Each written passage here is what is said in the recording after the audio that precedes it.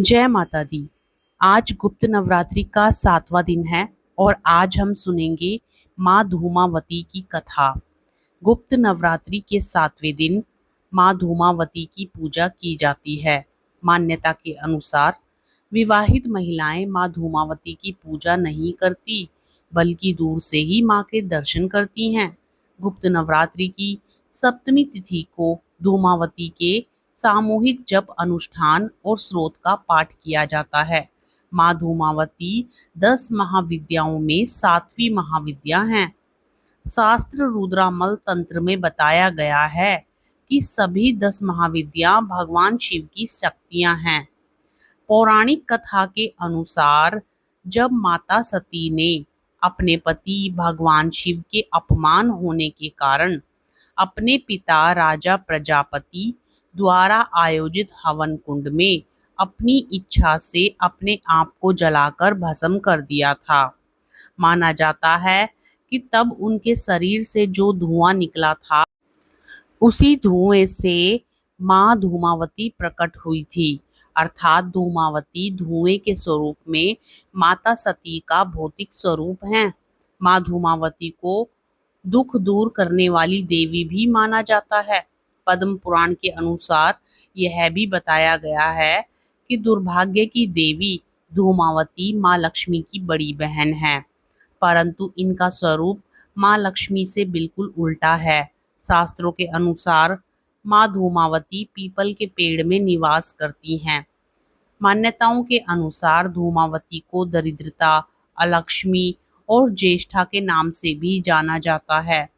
पौराणिक मान्यताओं के अनुसार पाप, आलस्य, गरीबी, दुख और कुरूपता पर माँ धूमावती का आधिपत्य रहता है। माँ धूमावती की गुप्त नवरात्रि में पूजा करना अत्यंत लाभकारी माना जाता है। यह तंत्र साधना में विश्वास रखने वालों के लिए बहुत महत्वपूर्ण शक्ति मानी गई है। माँ धूमावती की पूजा करने से पहले स्नान करने के बाद काले रंग के वस्त्र धारण करें। पूजा स्थान पर गंगा जल का छिड़काव करके जल, पुष्प, सिंदूर, कुमकुम, अक्षत, फल, फूल, धूप, दीप, नैवेद्य आदि से माँ का पूजन करना चाहिए। इसके बाद माँ धूमावती की कथा सुननी चाहिए। पुराणों के अनुसार एक बार माँ पार्वती को बहुत तेज भूख लगी होती है, किंतु कैलाश पर्वत पर उस समय कुछ ना रहने के कारण वे अपनी सुधा शांत करने के लिए भगवान शंकर के पास जाती हैं और उनसे भोजन की मांग करती हैं, किंतु उस समय शंकर जी अपनी समाधि में लीन होते हैं। माँ पार्वती के बार बार निवेदन के बाद भी शंकर जी ध्यान से नहीं उठते और वे ध्यान मग्न मुद्रा में ही मग्न रहते हैं। माँ पार्वती की भूख और तेज हो जाती है और वे भूख से व्याकुल हो उठती हैं, परंतु जब माँ पार्वती को खाने की कोई चीज नहीं मिलती है तब वे श्वास खींचकर शिव जी को ही निकल जाती हैं।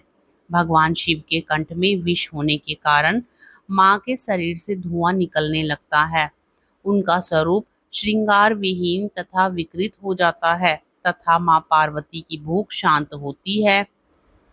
तब भगवान शिव माया के द्वारा माँ पार्वती के शरीर से बाहर आते हैं और पार्वती के धूम से व्याप्त स्वरूप को देखकर कहते हैं कि अब से आप इस वेश में भी पूजा की जाएगी। इसी कारण माँ पार्वती का नाम धूमावती पड़ा। प्रेम से बोलिए माँ धूमावती की जय। गुप्त नवरात्रि के 7वें दिन माँ कालरात्रि की पूजा आराधना भी की जाती है और कथा श्रवण की जाती है। कालरात्रि देवी का शरीर रात के अंधकार की तरह काला होता है। गले में विद्युत की माला और बाल बिखरे हुए होते हैं। माँ के 4 हाथ हैं, जिनमें से एक हाथ में गंडासा और एक हाथ में वज्र है। इसके अलावा माँ के 2 हाथ वर मुद्रा और अभय मुद्रा में हैं। इनका वाहन गर्दभ अर्थात गधा है। जब दैत्य शुंभ, निशुंभ और रक्तबीज ने तीनों लोकों में हाहाकार मचा रखा था, तब इससे चिंतित होकर सभी देवता शिव जी के पास गए और उनसे रक्षा की प्रार्थना करने लगे। भगवान शिव ने माता पार्वती से राक्षसों का वध कर अपने भक्तों की रक्षा करने को कहा। शिव जी की बात मानकर माता पार्वती ने दुर्गा का रूप धारण किया और शुंभ निशुंभ का वध कर दिया। जब माँ दुर्गा ने दैत्य रक्तबीज को मौत के घाट उतारा तो उसके शरीर से निकले रक्त से लाखों रक्तबीज दैत्य उत्पन्न हो गए। इसे देख माँ दुर्गा ने अपने तेज से कालरात्रि को उत्पन्न किया। इसके बाद जब दुर्गा माता ने दैत्य रक्तबीज का वध किया और उसके शरीर से रक्त निकलने वाले रक्त को माँ कालरात्रि ने जमीन पर गिरने से पहले ही अपने मुख में भर लिया। इस तरह माँ दुर्गा ने सबका गला काटते हुए रक्त बीज का वध कर दिया।